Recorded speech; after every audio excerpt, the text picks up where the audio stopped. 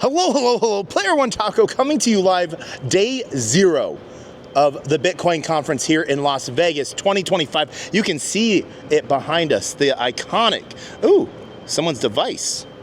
That's our point of sale. Oh, a point of sale. So one of the really cool things that is happening in Vegas, because in Vegas you have to go, everything goes over the top of the last person. It doesn't matter if it's in the same industry, they got to go over and so one of the really coolest things you have going on here is you're going to attempt the Guinness World Record of most transactions in one day. The big question is, actually, let's roll this back. Yeah. Who are you? Hey, so I'm Scott Lee. I'm the one of the primary producers of the conference. I focus primarily on the AV, so I've built all the stages, all the totems, the UFO I helped create and brought to life. I execute. So we've got a great design team, our experience team with Pat Riley and his guys. And then when they get their ideas shaped, and we together galvanize them, and then I find the teams to put them together, and I get the privilege of walking it out and bringing it to life. Nice. We are here at the wonderful, beautiful Venetian Palazzo Expo Center, and so that means humongous. I think I counted about 157 booths. Yep. Not just sponsors, but booths alone. And so the thing that's going to be trying to set this Bitcoin 2025 over the top is the World Guinness Book Record of most transactions in a single day. Is that going to be limited to Bitcoin itself, layer 2s, or everything, including Lightning? No, so the interesting thing is we've partnered with Square and, of course, Bitcoin Pay Server. So this is one of their devices. And all of the transactions that we record will have to go through the network that we've set up for these payments. And it will... we'll have a tracking. I believe they've got a public tracking link that they're going to share, and I know that through the live stream we're going to have regular reports. But I wasn't asking anybody whether we would set the record, to be honest. I'm it's more of an over and under on how long and how early in the day this is. Are we going to do this before or after lunch when we find this out? All right, I don't know this. Do we know the number? Do you know the number? It's 4,000. So 4,000 transactions in a day. 4,000 transactions, right? That. We'll get that with just the audience that's going over to Chesney on their way over. We'll make them stop and buy something. So all right. I think it's a pretty easy bar to catch, man. I think I've done 4,000 transactions in a day. Well, so we're doing some things to I think help excel that, and Rockstar Dev has brought a giant stack of Bolt cards, and they're going to be giving those out to attendees. I mean, heck, I think I've given out a dozen or so of them, and they're already preloaded, so people will be able to basically use some sats that they don't have an attachment to, and we're just telling people go over to the bazaar, get some of our bazaar vendors involved, go if you just want to get a drink, but it's think about spending them widely as opposed to one big transaction, and I think we get there. I think we get there by noon. Nice. All right, so you hear it first. The over-under is noon. All right, so no, I want to talk about something else because, Guinness is interesting. But the really cool thing about our conference is that we're going to get recorded in other ways. So we have the National Archives coming. By law, the speech by Vance will need to be recorded. He's having a round table while he's here. That will be recorded and archived in the annals of history. And so whether we like it or not, no matter what the outcome is, this is a historic event. It is. And so earlier this year at DAS, the Digital Asset Summit hosted by Blockworks in New York, they had a sitting president, Donald Trump, give a recorded speech to the crowd. And that was the first time a sitting president had addressed, in any way, shape, or form, a crypto conference or just directly to the blockchain DLT community. And now we have an active sitting vice president coming to this as well. This is going to be sort of historic in all sorts of ways. I mean, we've got Lutnick and Bassant coming, and I think that Cantor Fitzgerald actually is a sponsor now, and so it's historic, and they mean it.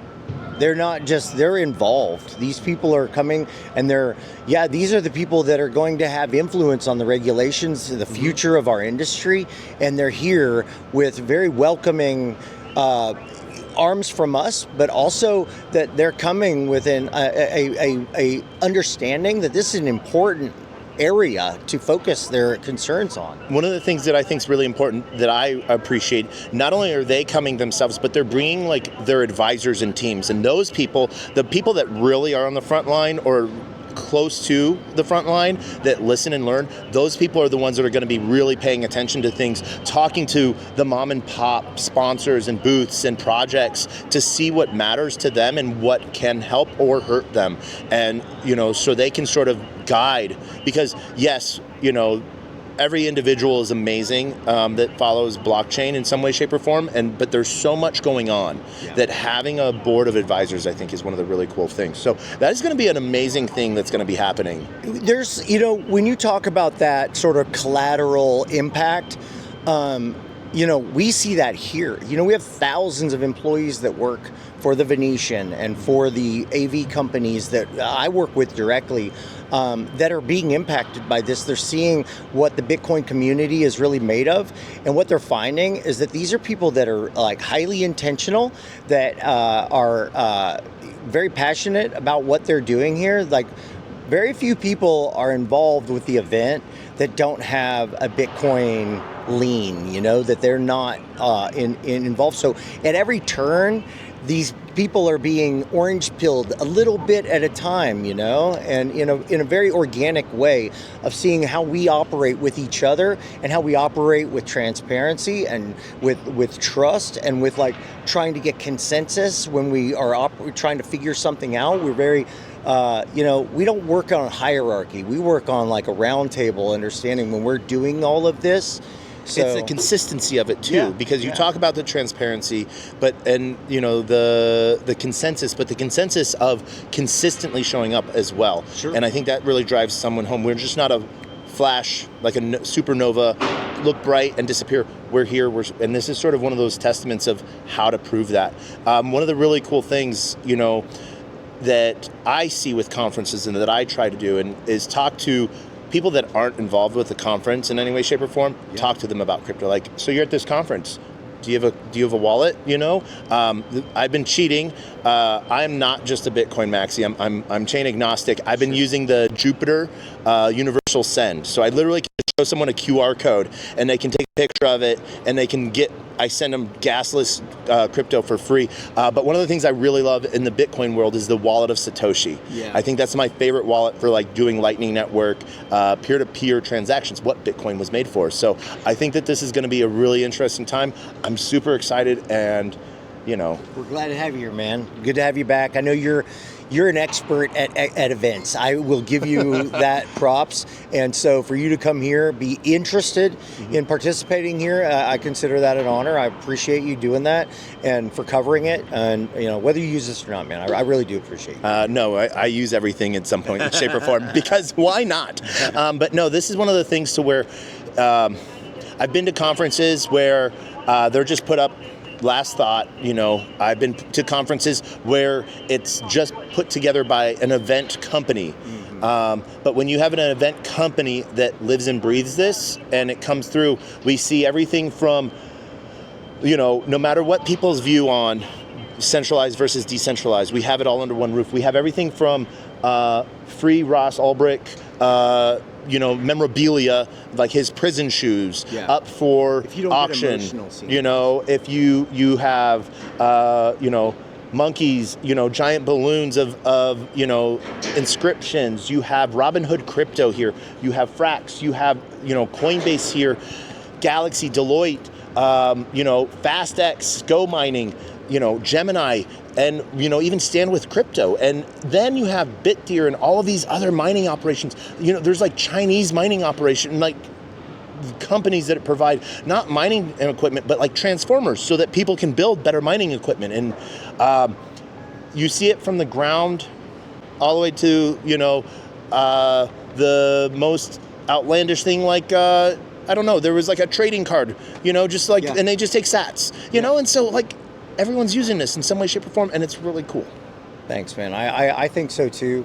I like to think of our conference as Bitcoin Impact, and if what these people are doing, if it impacts Bitcoin, if it has something to do with Bitcoin, we have a pretty wide view on what that is, and so we're not so contained with Bitcoin maximalism in terms of does everybody here have that same exact ethos. I don't think that would be that interesting. I think it's way more interesting that there's people that are influenced by other chains and other things, and they bring that into the conversation, and some of it sticks, some of it doesn't become involved with Bitcoin. But I think that it's very hard to argue that all technology kind of impacts all technology, and so in some way, shape, or form, if they have a line of business or something that is impactful on Bitcoin, then we're really open to them being involved here. And hell, I mean, Steak and Shake. Steak and Shake. They take Bitcoin,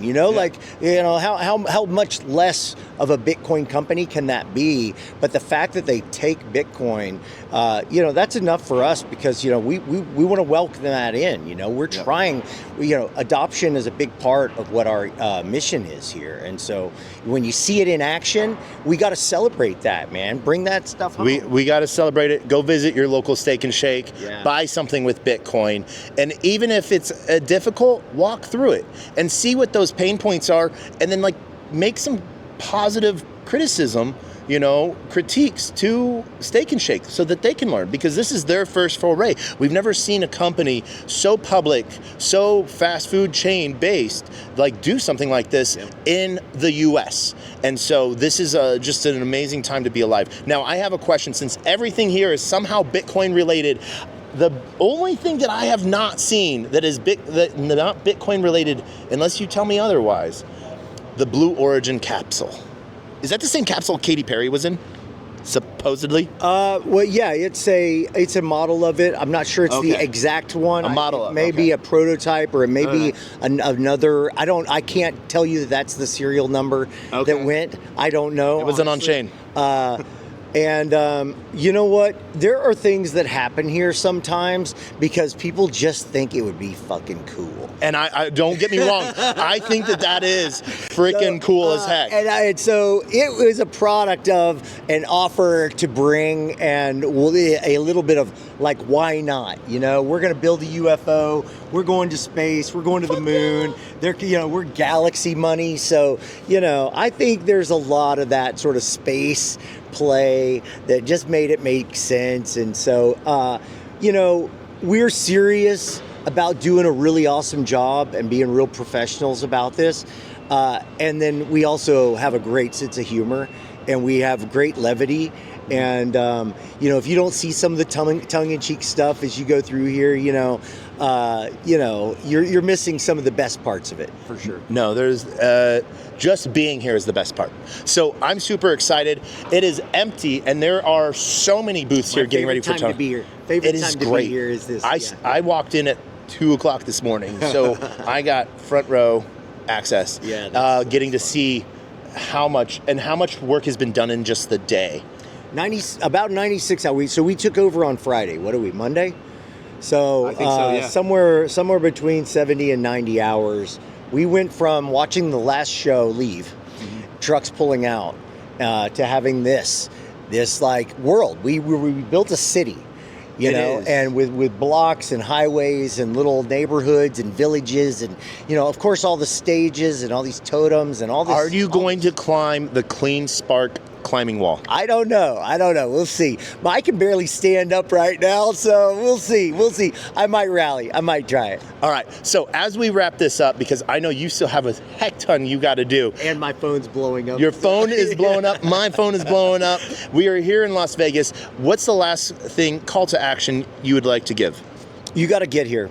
And if you got to get here, you got to experience. It's not singular. There's something different for everybody, and whether you're a concerned citizen with no real toehold in the industry, or you're in the business of Bitcoin, there's something for you. If you like to play pickleball or a game of basketball, or you just like to hang out with people that are interesting and authentic, you're going to find that here.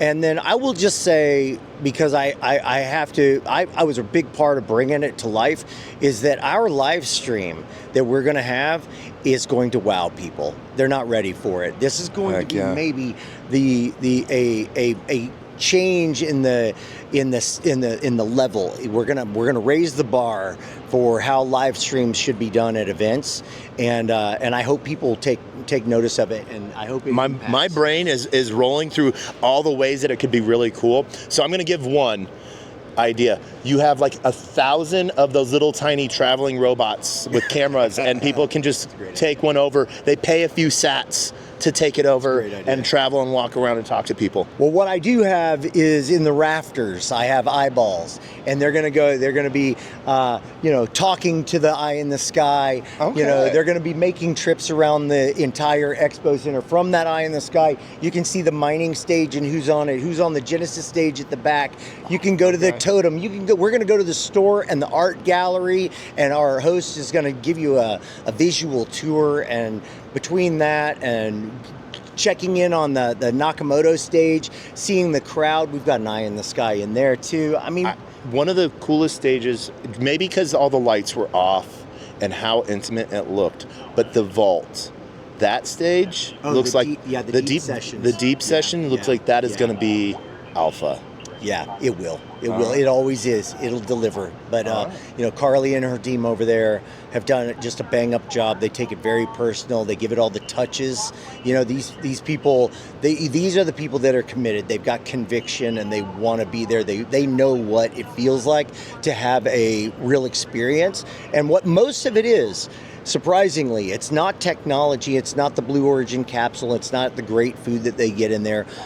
It's just the companionship of other people that are doing the same thing and that are just as passionate, and put them in a nice, small, intimate space where they have a chill vibe and they can. That is not a small space. That is huge. Well, it's going to feel small when you see the numbers that come in there, because while it's supposed to be a VIP experience, we had such an overwhelming response to it. We've got our largest group of whale tickets out there this year. So we sold out of them.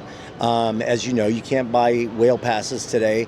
We went to a Nakamoto pass that we had kind of in our tool belt, in your tool belt. We knew we had, so we pulled that out. We sold a few more of those. Those are sold out. So it's going to be packed in there, believe it or not. That place is going to start to feel small come tomorrow afternoon. As we close this out, we are here, Las Vegas, 2025 Bitcoin, final piece of alpha. Where is Bitcoin 2026 going to be? You're going to have to tune in to find out. Damn it, damn it, damn it.